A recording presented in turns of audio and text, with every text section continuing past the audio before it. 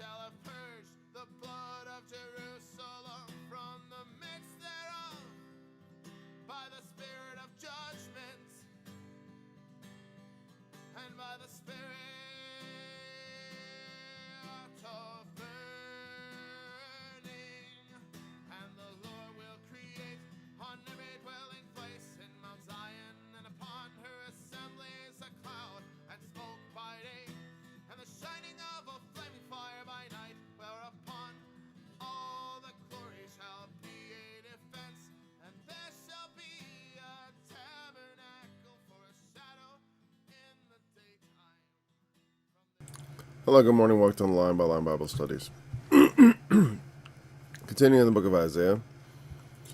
And we're around about verse 5. And it talked about how, in that day, 7 women would take hold of one man. We discussed the possible meaning of that last time. And said how it's a very short chapter. It really belongs to chapter 3. What's going on?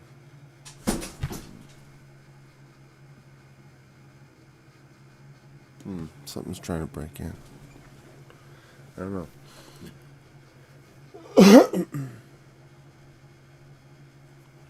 Okay.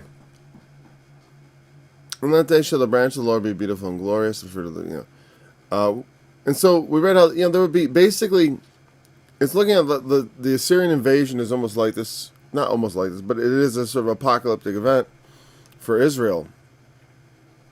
Meaning God's will is being unveiled, and so at the end of it all, there's a promise of peace. That through the midst of this, that they would cleanse Israel. And he talks about their filth and their blood.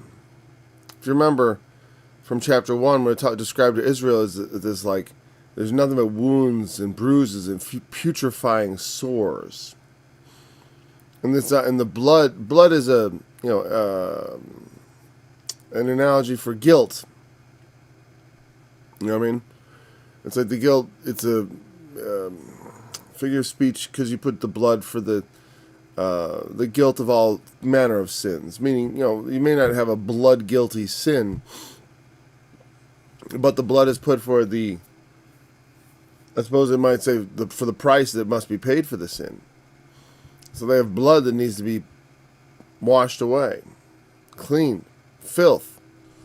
And when we talked about how in the book of Revelation you see a parallel when we see Mystery Babylon, and she has a cup she carries, and inside the cup is filled with the wine of the wrath of her fornication, but with filthy things and abominations of her uncleanness and fornication. And also the idea of uncleanness.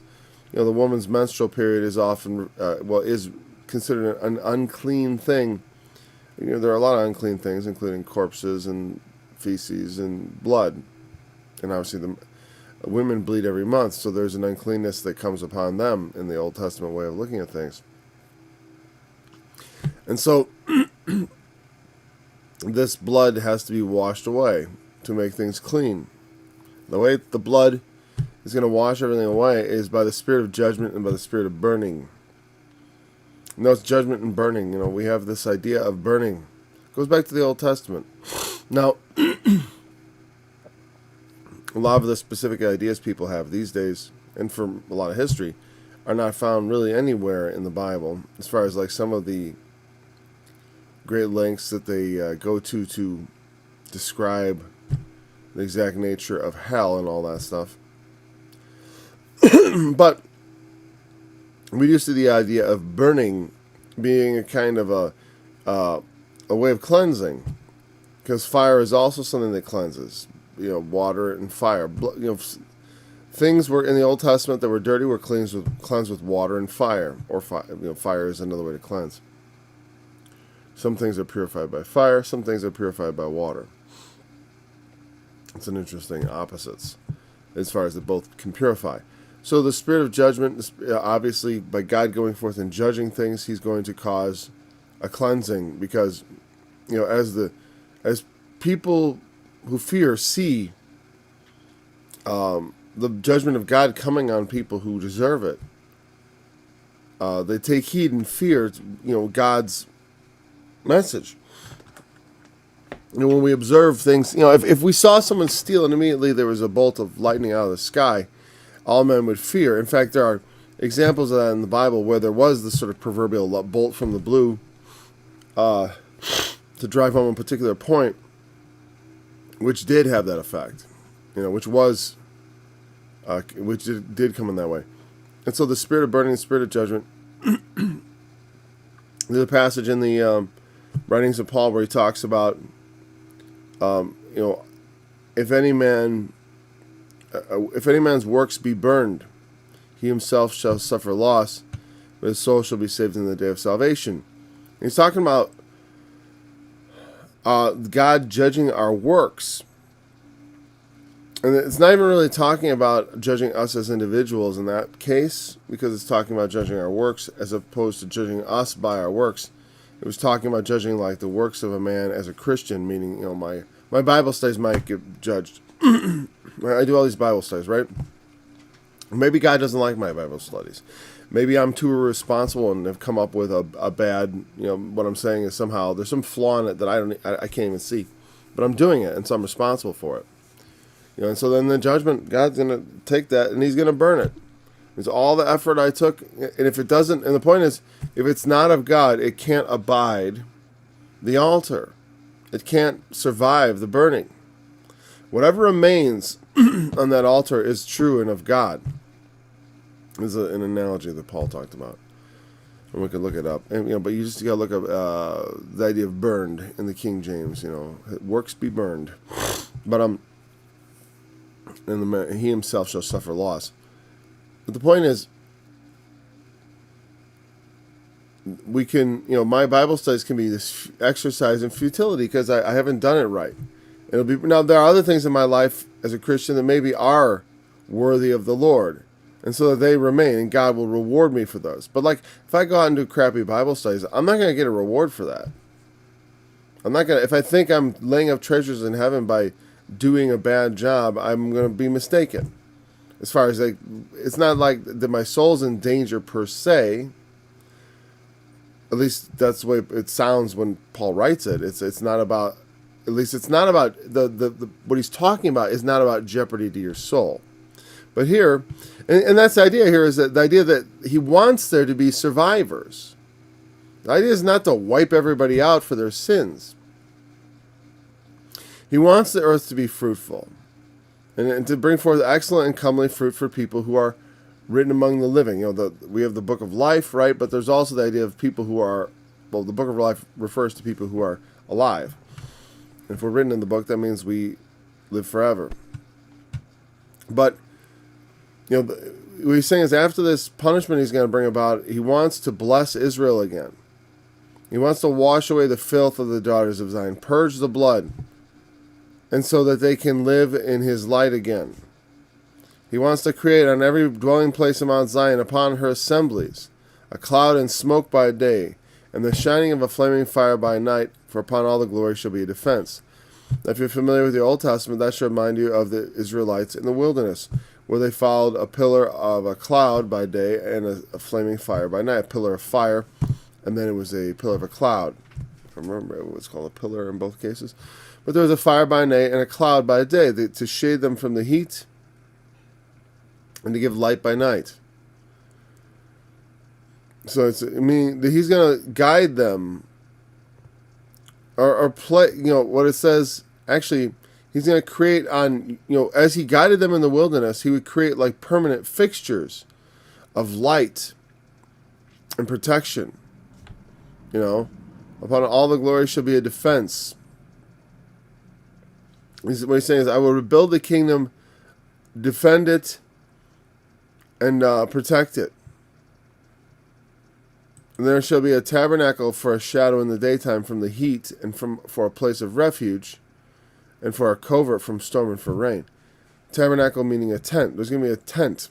Again, another thing that you would think about in the wilderness of the desert of Sinai, of a necessity to protect from the elements, a tent.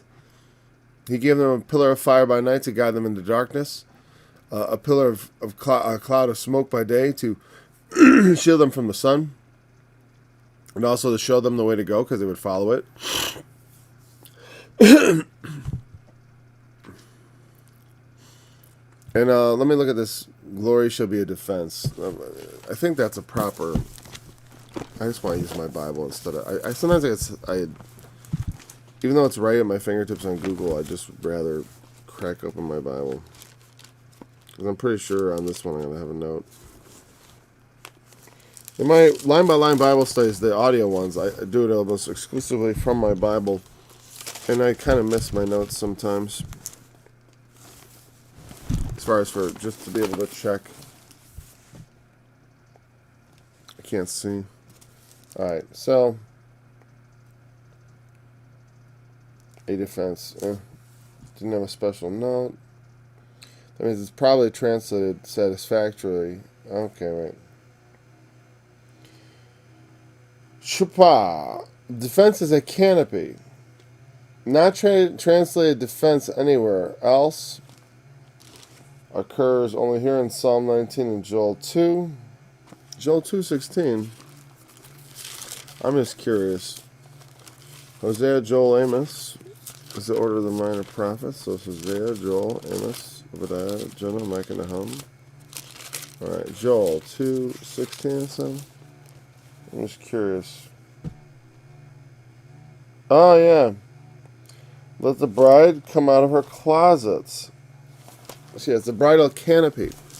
So it says there would be a defense. Yeah, a defense, but it means it's not defense as we would think of as a defense, like a defensive structure. It is a protective structure, but it is more of a celebratory. Something more celebratory is coming out here. Is that there would be a marriage canopy. Remember, we talked about part of this analogy of the woman and Israel as a whole, as a woman, is because God had a relationship with the nation as a whole that was like a kind of a marriage relationship. And this is also spoken of the church in Christ, as the Apostle Paul, that there's like this marriage. And that helps you understand a lot of the prophetic symbolism when you talk about things like the great whore in Book of Revelation, and also here, where the daughters of Zion are also portrayed as kind of wanton, walking around with their wanton, stretched out necks, coveting after clothing, walking and mincing as they go, and living casually and carelessly. Like the scripture says, "Woe to you, women that are at ease." They live casually and carelessly, going about, fretting about their mascara and their makeup and blah blah blah and all that stuff. But Israel is doomed, and they don't even see it, and they're part of the problem.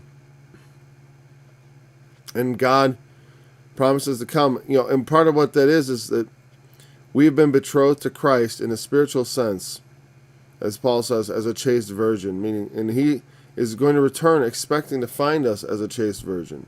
But when Israel went after other gods, it was as though she was not chaste. She had been with other gods. She was being playing the harlot, as God said. I mean, going around just like a woman who sleeps with a bunch of other men, or a man who sleeps with a bunch of other women. Women don't appreciate that. What do you think of a man who sleeps with a bunch of different women? There's times when I tell people I have 8 children, I want to also say, and all with one woman. Because I realize there are guys who have 8 kids spread out around 5 or 6 women sometimes. And those guys are, claiming 8 kids is kind of like a bit of a farce. So there's this analogy of the wedding that comes up a lot in the Bible, like of course the 10 virgins obviously comes to mind. Waiting for the wedding. There are so many parables Jesus gives that involve wedding feasts, because it is a kind of a wedding affair. There is a relationship between us, the believers, and God that is like a betrothal in marriage. That's what and faith represents. Part of what one is expected to do in a marriage is to be faithful. Right? We're expected to be faithful. Our wives want our husbands to be faithful. Our husbands want our wives to be faithful.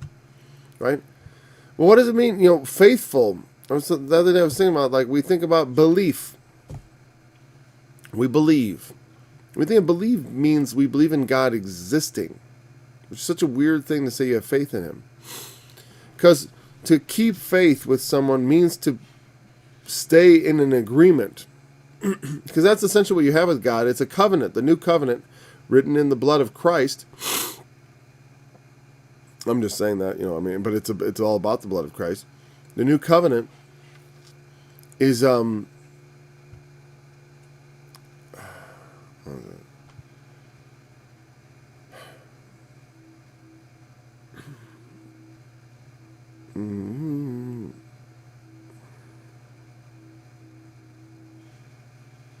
lost track of my thoughts. So I heard clanging dishes in the other room, and it sort of threw me off my train of thought. And so there should be tabernacle shelter in the daytime, and the heat, a place of refuge for a covert from storm and rain. The idea is that God, in rebuilding the society that had come apart, in cleansing the blood, in also for us, that He would rebuild something better. And if we keeping faith. Well, because it's not just about believing that God exists, it's about keeping faith with the covenant. Meaning He has made a promise to us, and we have said, we put our faith in it. We said, we trust in you. And then, so in order to receive our end of the bargain, we have to keep faith in Him. And why is that our responsibility? Well, because if we have two parties making an agreement and one person loses faith, like say I'm in agreement with someone, I lose faith in the covenant we've made, and I say, I don't think you're going to fulfill your end of the bargain. That's why you have to keep faith.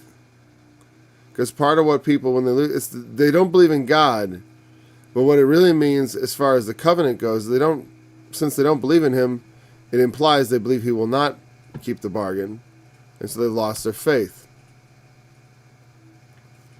In that sense, people become faithless. There are some people, they commit adultery, right? But they think their spouses are faithful. They know their spouses are faithful. And so they can dishonestly sort of like say otherwise. But, well, that's not really what I meant. What I meant is like that they, in being faithful to their spouse, they may still believe in them as they're being faithful to their spouse, but there's a sense in which they no longer believe in the covenant. They've made vows to be faithful, to keep themselves only to their spouse and to no other.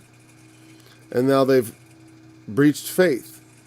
They've violated the faith of the other person who had faith in the covenant. It's a mutual two-way thing. And that's why it's important to keep faith. It's not just a question of a one-time believing in Christ. It's a question of being part of a covenant, which He has worked out for us through the sacrifice of Himself. And it is no light thing. And there are numerous passages in the New Testament warning us about taking that lightly.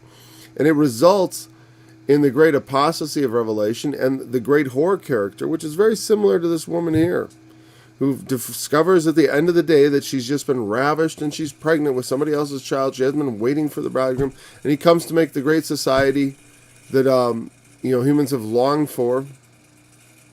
And then find themselves left out of His kingdom.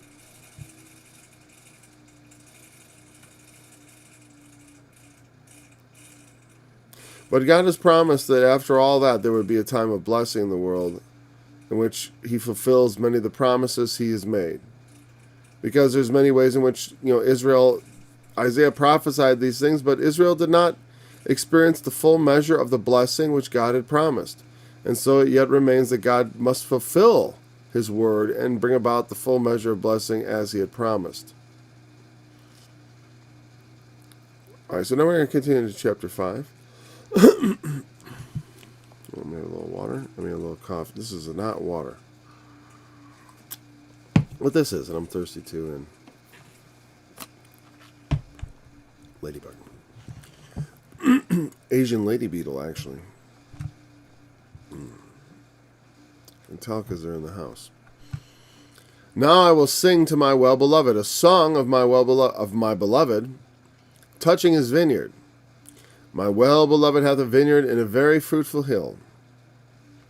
And he fenced it, and gathered out the stones thereof, and planted it with the choicest vine, and built a tower in the midst of it, and also made a winepress therein, and he looked that it should bring forth grapes, and it brought forth wild grapes. And now, O inhabitants of Jerusalem and men of Judah, judge, I pray you, betwixt me and my vineyard. What could have been done more to my vineyard that I have not done in it? Wherefore, when I looked that it should bring forth grapes, brought it forth wild grapes. I'm going to tell you what's going to look at the first. So this is the parable, not parable, but the Song of the Vineyard. Like all these chapters up to a certain point in Isaiah, I have songs for. And so, whatever chapter we're reading and you hear the song, that's the one, that's the chapter from which that song is coming, or very nearly.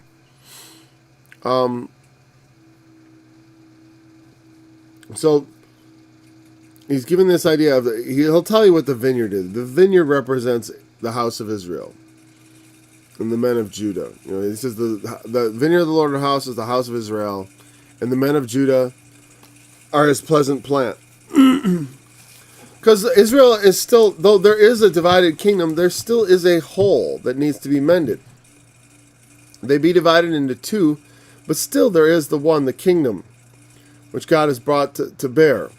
You know, the kingdom of David, that was split up. And he likens it to a vineyard. And he's saying, my well-beloved, you know, and I think this is the idea of Isaiah singing of his well, you know, it's in a, you know, the idea of my well-beloved is the Lord. You know, obviously, he fenced it.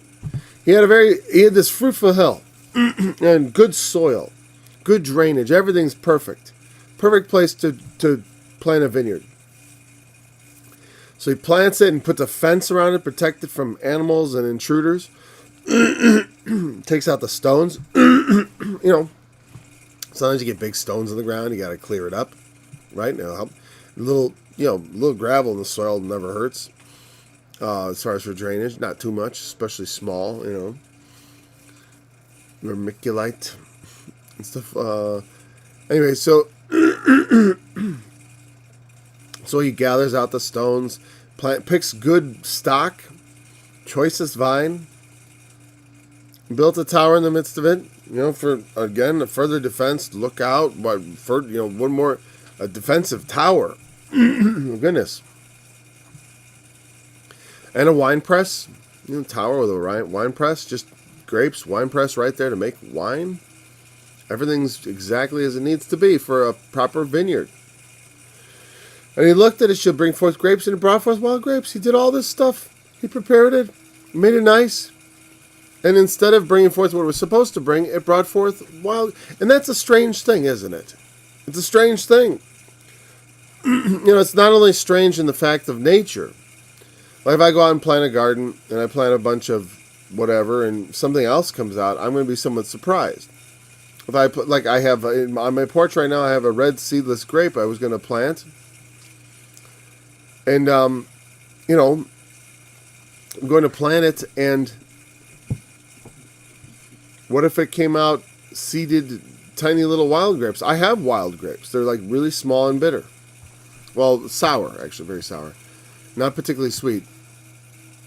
And the wild grapes they're talking about, from what I understand, would be virtually unedible. Got the wrong result. And it's strange in another way. Not just because of that, but because you think like, hey, God, aren't you in control? Right? Isn't God in control? And how is it that he would plant a vineyard and would bring forth the wrong stuff? You know? It's a mystery. In some ways. I mean, not totally, but let's talk about it. When you think about it, like, you preach the gospel to people, and they receive Christ, but then they become all kinds of different Christians. You know? You plant the good word in people, and then they come out, what? It's a strange thing. It's like, how is it that I can preach the same gospel to multiple people and they go away differently and they turn out differently in the Lord? And to some degree, I don't know what every man's path will be, and so I'm not fit to judge it. But, you know, some things don't look good. I mean, you know, we shouldn't be so hands-off that we become, you know, useless because we can't analyze anything because we're too afraid to judge anything. Jesus was mostly telling, when he tells us to judge not that ye be not judged, the whole point is just to be careful how you judge people, because because however you judge others, you will be judged the same way. It's not as if by failing to judge anything, you're going to escape that. Everyone makes judgments, whether they realize it or not. And we certainly need to make judgments on a number of occasions because they require it. And Jesus himself said, judge not after the outward appearance, but judge righteous judgments. Because there's supposed to be some kind of judgment going on. Gosh, I get sick of judge not sometimes. Just because of the sense of like, it's a prohibition on judgment. It's like the ignorant people talking about the Bible can be very frustrating. And I mean people who are really ignorant, who really just don't know what they're talking about when it comes to Scripture. They don't even have an argument. They're just saying, isn't that in there? The Lord helps those that help themselves. That's in the Bible, right? He fenced it and gathered out the stones thereof, the plants, okay. Unexpected yielding from a lot of work. And now, O inhabitants of Jerusalem and men of Judah, judge, I pray you, betwixt me and my vineyard. What could have been done more to my vineyard that I could not have done in it? You got any suggestions? What else could I have done to make it turn out better? Wherefore, when I looked that it should bring forth grapes, brought it forth water. I mean, just interfere with nature, interfere with the course of things. He's got to go in and puppeteer us with strings. Now go to, I will tell you what I will do to my vineyard. I will take away the hedge thereof, and it shall be eaten up, and break down the wall thereof, and it shall be trodden down. And I will lay it waste, it shall not be pruned, nor digged, but there shall come up briars and thorns. I will also command the clouds, that they rain no rain on it. For the vineyard of the Lord of hosts is the house of Israel, and the men of Judah his pleasant plant. And he looked for judgment, but behold oppression, for righteousness, but behold a cry. He wanted certain things. He wanted righteousness. He wanted righteous judgment. He wanted Israel to do justice, but he found no justice. And these are the things that corrupt the vineyard for him most of all, is the injustice and the wickedness going on in their society.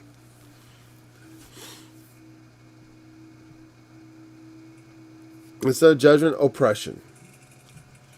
Instead of righteousness, people crying out from the evil, people crying out in the streets. It's going about now, right now. They're bringing on more peaceful protests. And we only had in the past year. You may not realize we only had one riot in the past year. There was one riot. That was January 6th, and then all of 2020 was nothing but peaceful protests. Well, more are coming. And they're protesting because of injustice. Some things are unjust. Sometimes accidents happen. Sometimes we walk into accidents, We don't intend to. We're kind of stupid, like when you hit your head. Or like when you, flash a gun at the police. Stupid, Not good ideas. Break down the wall thereof, okay. Okay, so he's built up this vineyard. He's built up Israel. The idea of a vine, they say it represents things, symbolically. I remember learning at some point that, like, the olive represents Israel, God's spiritual blessing for Israel. The fig represents their national blessing, and the grape, the wine represents their spiritual. What was the third thing? Anyways, I'm not sure exactly where they get that. Meaning, it's like we've analyzed that there is this sort of connection between, when God wants to talk about the nation dwelling in peace, he says, every man under his vine, every man under his fig tree. And part of the implication is it's sort of a proverbial saying, if a man is peacefully abiding, growing food, able to eat the fruit of his labor, that's peace. That's all people could ask for. All you could ask for is that I work and that I could keep at least most of what I make, at least enough to sustain me and my family, right? And the ultimate justice is that I should work and sustain myself. You know what I mean? And taxes are taken with the consent of the governed, under the the idea that they're entrusted to do something with that money that's for the public good. For example, I pay property taxes, and part of that maintains my road. And shall I complain about that? I don't think I will. There are some uses for which my taxes go that I'm not particularly pleased, like the school system, But, I do have an interest in public education. And it somewhat annoys me. I've homeschooled my kids, and I could partially just check out and say, like, hey, my kids have nothing to do with that. I don't care. But actually, I do care because they're educating all the people around me. And if they're filling their heads with all kinds of nonsense, that affects me, even if I don't have kids in the system. Even if I don't have kids, it affects me because my whole society is being degraded by the low-quality education the kids are being given. You know what I mean? And I'm paying for it through my property taxes. The roads, I got no complaint. My roads are good. My schools, I don't know much about my local schools, honestly. They're probably better than the ones in your town because they're rural. But then again, maybe they're not. I've heard a lot of negative things about them. Because in rural communities, what it is all, the problems you get is nepotism. You get all, it's Farmer Giles's, son. I guess he's the quarterback or whatever, Who cares? And also in the grading, too. Not just in stuff where it's like, okay, it's athletics, who cares? None of you are going to be pros, No, it's also in the area of academics. Nothing like padding the favorite kids' grades because of the names of the families, associated. That's, ugh. So it's not like better. But overall, but in other ways, it might be more conservative. I don't know. So anyways, he has this idea of this vineyard, the fig tree, the olive oil, and, the oil comes into play. The symbolism of the olive oil is very important because it goes about anointing people. The very idea of Christ, Messiah, implies anointing, might not imply, it's explicit. It means to anoint with oil. When Jesus is anointed, calling him Christ, it's like you've already talked about, you've already got olive oil on your lips, because that would be the oil they would use. You know what I mean? You're already talking about it. As soon as you start talking about Jesus, Christ, you got the word Christ in there, you're talking about oil again. The oil of anointing. But here we have the vineyard. And God and Jesus, there's this idea of the vineyard, and they produce, and it's supposed to produce grapes. The fruit of the vineyard. You know what I mean? We need to produce fruit also in our faith. There's the fruit of the Spirit: love, joy, peace, long-suffering, godliness, brotherly kindness, things like that, right? And there's the fruit of there's the works of the flesh, which are kind of the opposite: murder, adultery, fornication, wickedness, all manner of evil. But as far as the symbology of the different kinds of food that's coming, I don't have a lot of specifics on that. You could think about it. Like I said, there's the wine of the wrath of God. That comes out of grapes. And when God wants to talk about wrath, he talks about grapes. But he also talks about early figs, first ripe. There are references to the figs in the book of Revelation, to the vines. It's an analogy that comes up in the scriptures, and the more we familiarize ourselves with it, the more familiar it becomes. But it's not like a big secret, or there's some great secret to unlock to understand it. It's just a familiar analogy that comes up over and over again.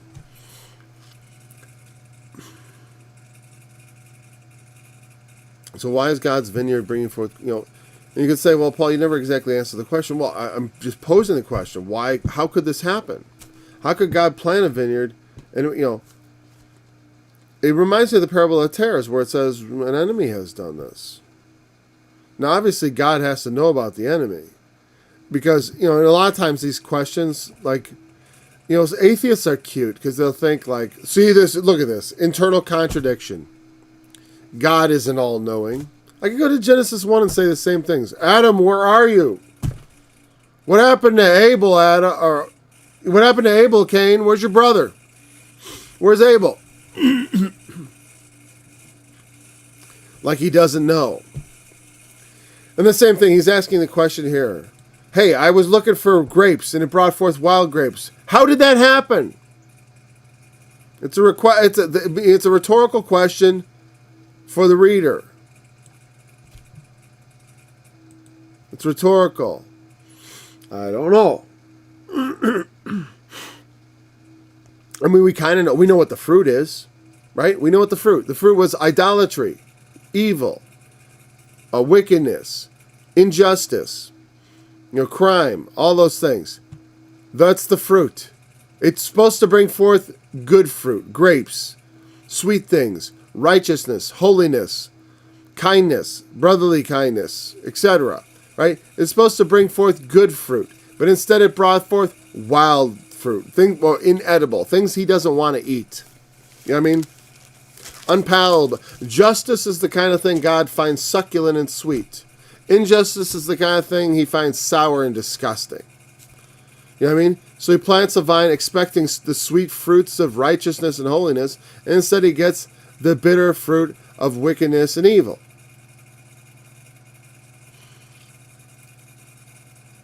And what he's saying is, the fault isn't with me. I planted it good. I put a tower. I built a wall. I did everything that was necessary for this to bring forth good. I gave you the law. I gave you the testimony. I gave you the pillar and cloud. He just hearkened back to the cloud and smoke by day in the previous chapter. And it's no surprise to me that he goes to this now and says, how is it that's happened? Because he's reminding us of the time the Israelites spent in the wilderness after they fled from Egypt, in which God led them with the fire by night and the smoke by day. He's got that in mind, and he's saying, what more do you want? I did everything for you. For example, and then the wilderness, and then I told you, go in and take the land, and you put your tails between your legs, and you didn't want to go fight. You didn't want to take the land. You were afraid of your enemies that I delivered into your hand. He's saying, I've done everything. I did everything that was necessary. It's you.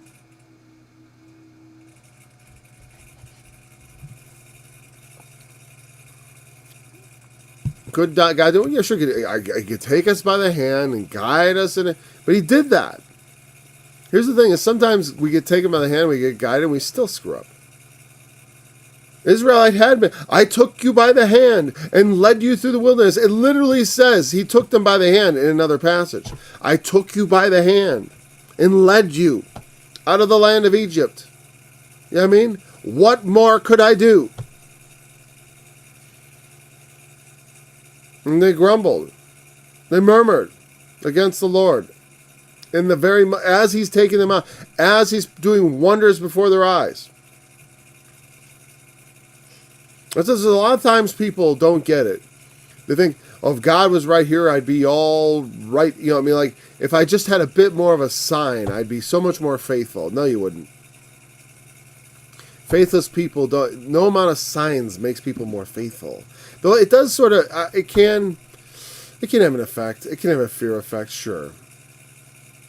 But there is a certain degree to which, to a certain point, you can give people help. Otherwise, this should be helpful. Like, it should be enough. Like, teach a man to fish kind of stuff, or give a man a shovel and show him how to dig. I mean, it's enough to get the hole done. But it's like, what, do you want me to get in there and do it for you? That's why I say, it's like, I do understand in times past when one of the things I value is like, when God blesses me with a spiritual blessing and I have the power to overcome sin without, like, almost effortlessly, or it seems effortless to me because it feels like I've received it as a gift. Just like some sins have no appeal to me. Some people have no trouble with alcohol. I've had trouble with alcohol over the years. But some people have no problem with it. It's not a temptation. I know people like that, right? And so, they have no struggle with that, and that's not a problem, right? It's not something that even threatens their righteousness. But there are other things that do. Other things we're vulnerable to. But what's cool is when, I told my wife, it's like, I've been faithful for 26 years, but I've never been significantly tempted. I mean, I've had temptations, but the point is, like, I'm not significantly tempted. I mean, I'm not particularly prone. You know what I mean? And that's good. I don't want to have to struggle. Like, I really wish I could do this evil thing, but can't do it because I'm a Christian. That's hard. It's hard to struggle against a sin that you want to commit. Though there is a certain amount of when you overcome stuff that you want to do and you're able to tell yourself no. It's an important lesson we learn. Like, I like God helping me in my sins. I like possessing the knowledge of how to avoid certain sins without having to be put forth a lot of effort and willpower. You know what I mean? I don't want to have to put forth willpower to do things. Or, you know what I mean? Like, it's nice when I don't have to. Like, oh, that doesn't even appeal to me. You know, I mean, some people, certain sins have no appeal. I'm trying to remember the gambling. Gambling has no appeal to me. And I don't condemn anyone who gambles, but if you have a gambling problem, you probably know it's a sin because it hurts your life.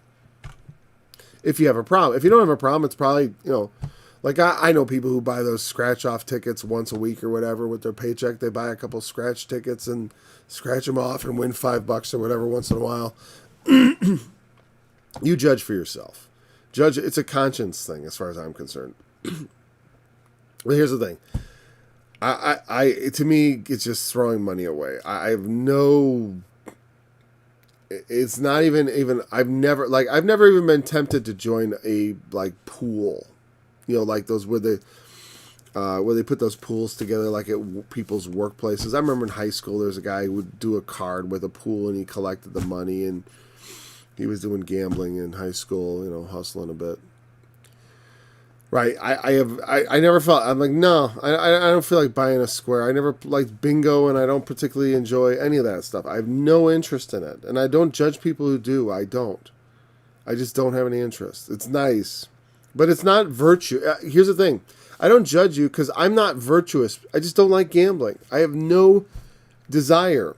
It's not that I was like, I once realized how fun it was to gamble, and I said, that's wrong, Paul. You can't do that. And I exercise my willpower. And every day, I want to go gamble somewhere deep inside, but I tell myself, no, we must keep ourselves under control because that's what God wants us to do.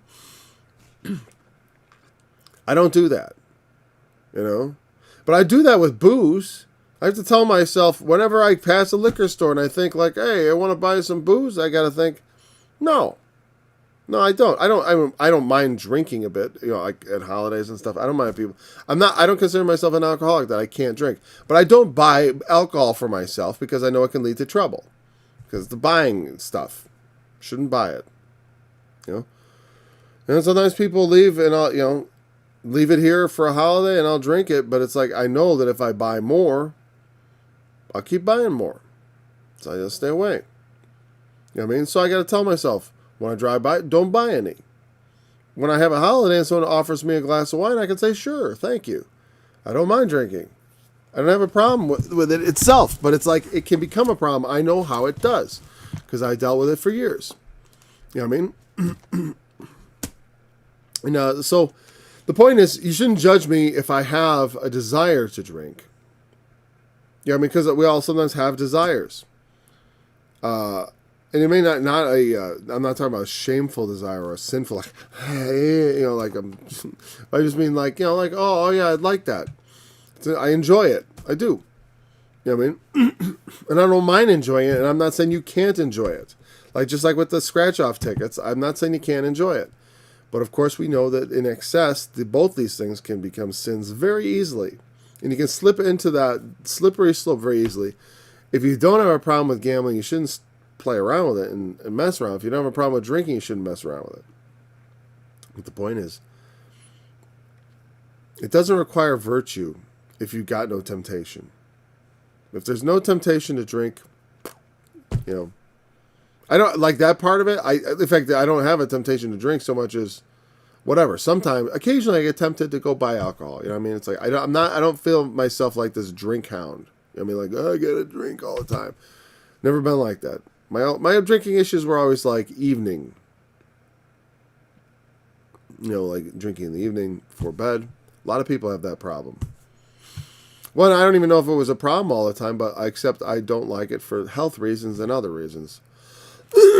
If you keep it in moderation, it can be all right, but I don't know if even in moderation it's very healthy. The studies where they have it, it does a little good for a little glass of wine and stuff. They have pills that can take care of that. They have all the things you can get that are good out of the wine. I don't know. Maybe it's better to drink it real. I don't know. I'm not going to give you advice on that. But I'm not virtuous for avoiding adultery. God has just helped me. And maybe you could say it's an inborn virtue. But what I'm saying is, there's maybe something about me. I'm a faithful person. I'm just saying I don't feel like I had to do any struggle to do that. And I'm glad. But some people do struggle. I don't want to judge them. As far as because I'm better than them because I don't struggle with something. I just don't. I've struggled with other things, and I know what it's like to struggle. What it's like to have something be a burden, have something be a temptation. And that's what happens. People have temptations, they yield to them, and that's sin.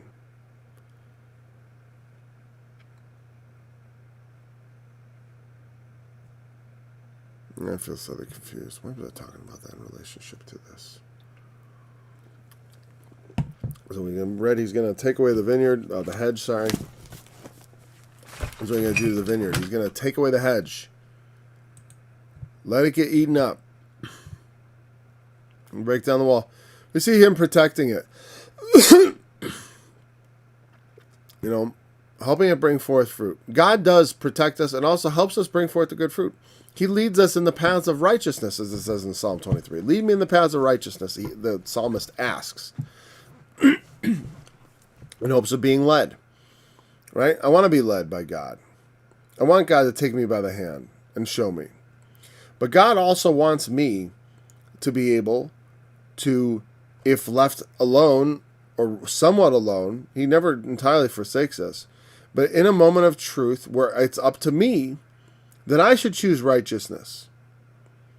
It's part of, Christ shed his blood to forgive our sins and wipe away our sins and our sin nature. But there's still something working out in our lives. God is asking us to obey him and to do the right thing. And so I pray with God. I look to God. I converse with him that I may be pleasing to him.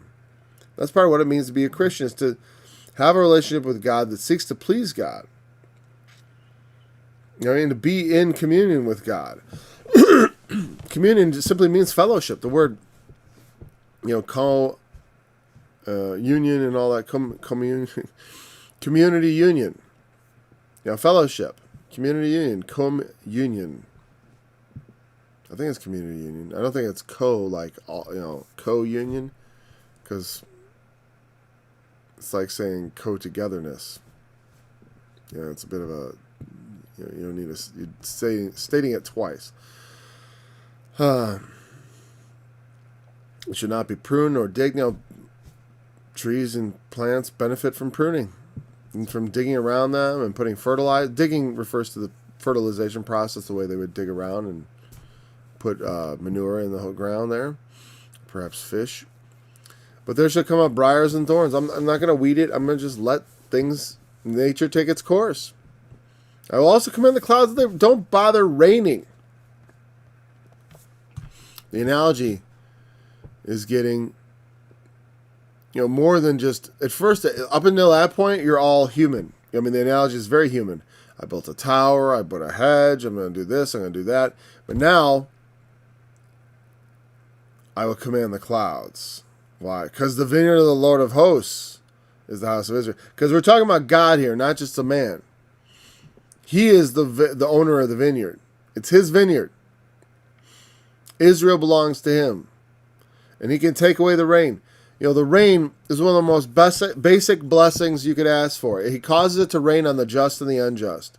It's one of the ways in which even the wicked experience God's love for humankind. We're all beneficiaries of God's love. Even if God doesn't actively love us in the sense of, like we think about the gospel, like the love that Jesus shows us through the forgiveness of sins and through us receiving the faith of him, like that love, the love of the gospel being preached and our ears being open to it, God having blessed our ears that we could hear it, that we could receive the gospel, that kind of love. That's the love we need that leads to salvation.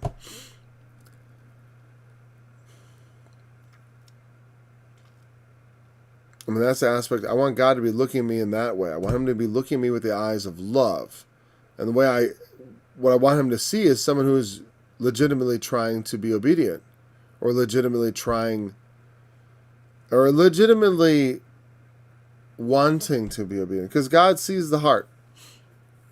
Your efforts might be pathetic, but if your heart is right, God will see it. If you're BSing him and yourself, God will see that too. But the raining, the clouds that they rain, no rain upon it.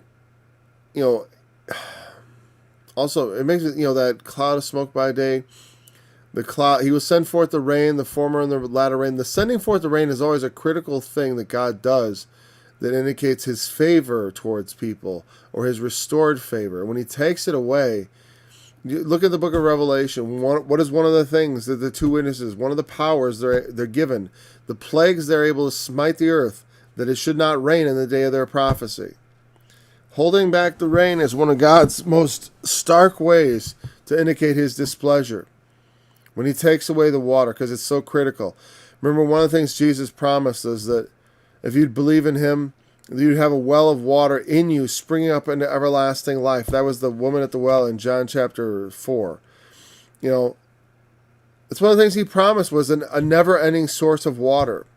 One of the promises of the book of Revelation for the everlasting kingdom of God is that the tree of life would be restored, and that we would have access to it, and there would be a river of water of life going out of the throne of God and around the tree of life in the midst of it. In the midst of the river, there's the tree of life growing as God's waters flow forth of life, And the taking back of the rain is a sign of God's unhappiness, of his taking away of blessings.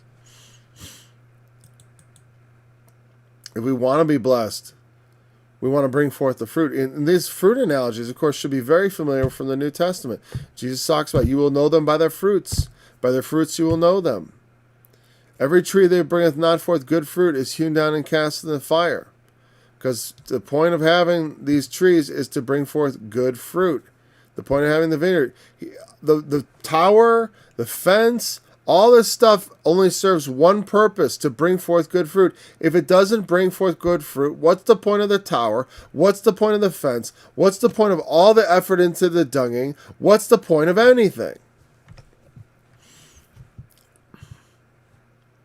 He doesn't want oppression and crying and all that stuff. Woe unto them that join house to house, that lay field to field, till there be no place, that they may be placed alone in the midst of the earth.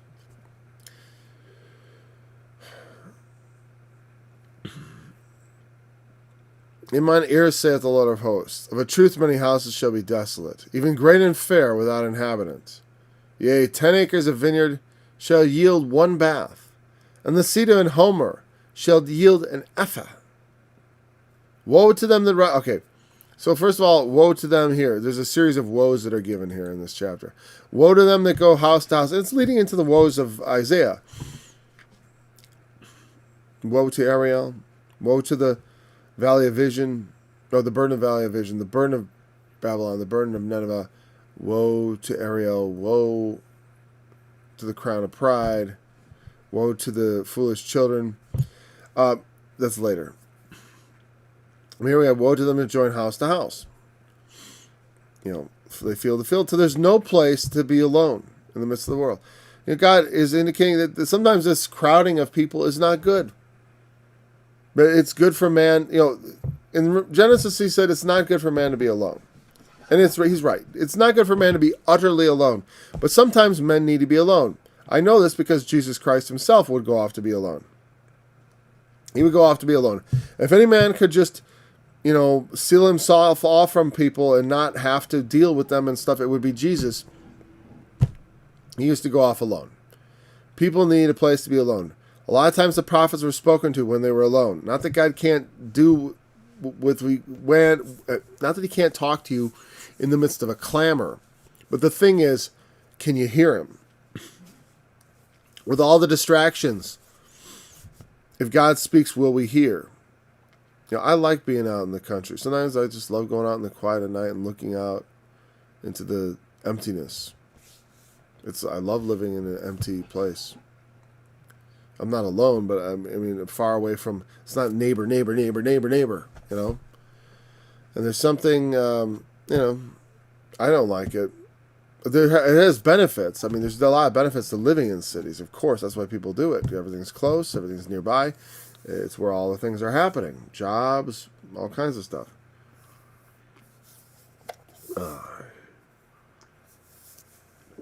We say many houses shall be desolate, great and fair without inhabitant. There would be houses that would be for. What he's saying is that the land's going to be unoccupied. There's going to be a lot of empty houses because of the depeopling. A lot of people are going to be killed, so there'll be a housing surplus. Where I live, we got that. In my state, there's going to be a housing. The next couple of years, because of the way we're heading, we're going to have a housing surplus because we're raising taxes, and we're still technically under lockdown and masks and all that stuff. Though I am not cooperating, and no one in my family is that I know of. I mean, obviously, some people. I understand if you've got to wear a mask for your job and stuff. It's like, I when I'm at Walmart, if they want me to take the mask and put it on, they got to tell me. If they don't want to ask me, then I ain't wearing it. Someone's got to come up and ask me to put the thing on because I'm done. I'm done with this nonsense. I'm done with it. It's silly. I've been sick. I'm not getting the vaccine. I already had, I'll probably get it if I have to. Meaning for wrestling. Only for wrestling. I wouldn't do it. Not if the government required me, but if my wrestling association does, I'll do it. I don't have to be part of that association. It's my choice. You know what I mean? So that's up to me. Like I said, I wouldn't advise anyone to run out and get any vaccine. I mean, I'm not an anti-vaxxer either. All my kids have been vaccinated. I've been vaccinated. I don't get the flu vaccine every year, though, because I'm not afraid of the flu. I'm not afraid of coronavirus either. It's silly. The vaccine should protect all those old people who are dying in nursing homes. Great. Can we go back to normal now? Because it was... The whole thing was overblown from the beginning. All right. 10 acres of, but I mean, 10 acres, I used to be like, what, but the idea is poor production. 1 bath out of 10 acres is pathetic. I mean, and the seed of a homer, it's like a gallon of seed yielding a thimble. All right, I'm not going to get into the exact weights and measures. You can look that stuff up because there are people who obsess about that. But it's saying like you got a lot of land, a tiny little bit of wine. You got a big thing of seeds, you just come back with a less. Meaning you plant more than you harvest. That sucks. Anything. I'll tell. In life, I've done this a lot, and I hate it. And if you want to think the Lord is punishing me, I suppose, like, is it the Lord's? I mostly think it's just my own foolishness in life sometimes.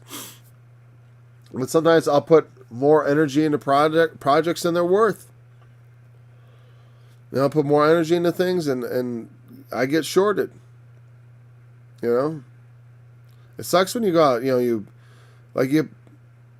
plant a bunch of plants, right? And they don't produce the fruit thereof. Like this, I had some pepper plants I planted, nursed them along all year. Or like we did Brussels. This is the third year in a row we're trying Brussels sprouts. Not that I'm fond of them even a little. Well, I'm a little fond of them, I guess. Not that I'm like, we got to grow Brussels sprouts, but we're growing them, right? And they're tricky because they have a super long growing season. You have to start them indoors in March and harvest them in October. I mean, they grow like 9 months. Right? But last year I had them and I planted them and they took up space in my garden. You know how many Brussels sprouts I got? 0. So you have, all this whole row producing. You've spent time, effort, and didn't get what you put into out of it. That sucks. You got less. So it's interesting. It comes as a woe to them. And I think partially, I don't know if this is related to the woe because it's contained in there. Now we have another woe to them that rise up early in the morning. And we'll start with that one tomorrow. We'll start in verse 11. But like, I don't know if this is related to the previous woe, as far as the laying house to house, you know. I don't know if that's related. I could see how it might be. I mean, in the sense of like the poor yielding comes from the people being crowded together. And also maybe land use and abuse results in poor yields also. If you plant the same plants in the same ground over and over without letting the land rest and recuperate, you will deplete the soil and pretty soon have terrible yields. And that could be what this is referring to, is that too many people in too little space, cultivating too little land, and you end up with people leaving and finding also that the land has been destroyed through overproduction. That could be what it's referring to. I'm not exactly sure. I mean, obviously, it's describing a poor state of affairs, obviously based on their sin. And that sin can be manifest in a number of ways. It can be manifest in the clustering of people together. A lot of what brings people to the cities is the sin. I reckon, I came from the city. Well, my wife was born in the city of Chicago. My family, my father grew up there. I worked there. So I grew up in the suburbs, but I worked in the city of Chicago for several years, driving a truck in the Loop and on the south side and the north sides also. I drove a truck all over the place, doing small package delivery in the Loop, in the downtown, right? So I'm familiar with it, with the city. And, what was I saying? Oh, 1 second. Been all over the place in the city. Well, and I moved to the country. Now I know what I was getting at. I moved to the country, though, because I went out there when I was a kid. I was at a pig roast, and I've mentioned this before, right? And I really fell in love with the farmstead living. People who live out in the middle of the country, not living in a small town in the country, but I mean living in a rural area. Like, I live surrounded by cornfields, right? Now, I moved out here by choice from the city. I'm from the city. I grew up in the suburbs, but I mean, obviously it's not like I'm trying to claim I come from the mean streets of Chicago, buddy, or anything like that. But what I mean is I come from modern, industrialized, or a modern, suburban environment where it's houses and houses and houses, right? And I wanted to come out to the country to raise my family. Why? Because I didn't want the sin endemic to those horrible suburbs to rub off on my kids. It's like, this is where the suburbs, where at 5 years old, I was approached by other older kids to go on a pornography hunt in the park, looking for pornography. Where I knew of neighbor kids who got molested. I knew of neighbor kids who were into all kinds of stuff, drugs, all this thing from these people living close together. There were drugs, there was all this sex and immorality and drugs and violence, even in the small, among the kids in the small suburb, or it was a big suburb, but in this peaceful suburb, not small, but low crime, low crime, but a lot of immorality. Now, that's just the suburbs. In the city, I'm sure it's even worse. Now, in the city proper. Now, I come out in the country here, right? And I find there are empty houses. And the kids are all just dying to move to the city. My wife visited Ireland when she was young. Just the year before I met her, when she was 19. And she found that the people who lived in she visited this beautiful land in this southwest Ireland. It's beautiful. Not, it's very rural in that part. And all the kids wanted to do was to leave and get to the city of Dublin, And why? Why do people want to go to the city? Very simple reason. Because of all the sin.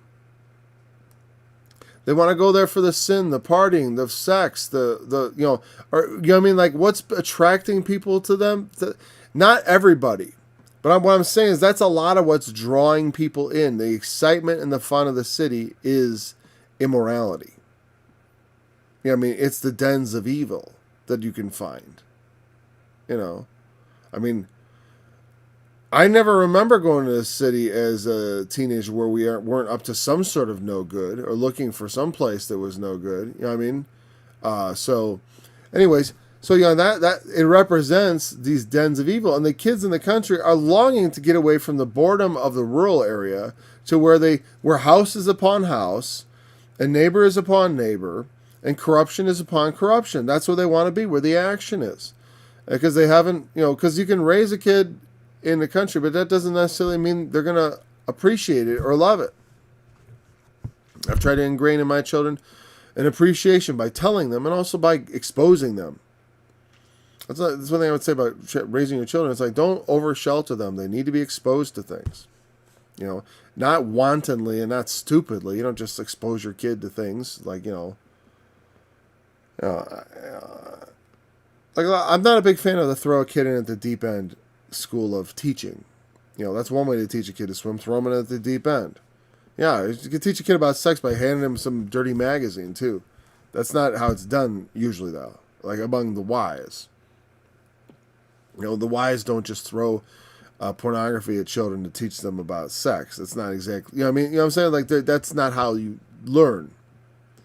I mean, it'll give them information about sex and they'll understand the mechanics pretty fast.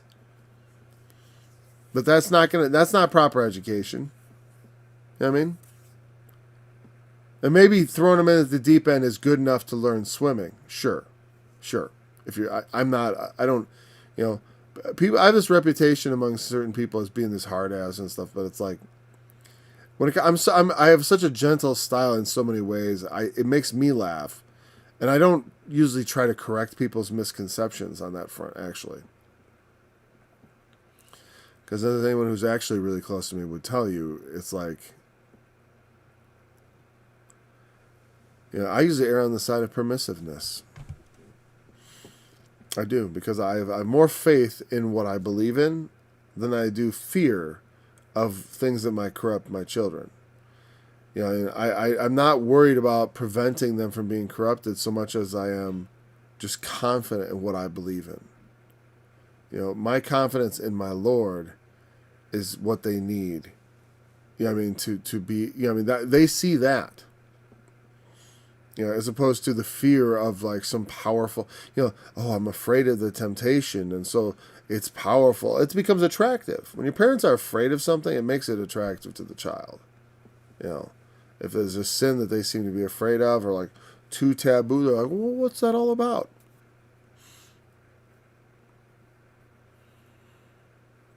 Yeah. So parenting is like this deft combination of like reverse psychology and straightforward psychology. Don't just think it's all reverse, because it's not. But there is a bit of that, that reverse psychology that does work and is important. All right, we're going to start up at verse 11, okay? That's what we'll pick up tomorrow, and we'll continue this week in Isaiah. Thanks for joining me today, and I'll look forward to being back again tomorrow to continue.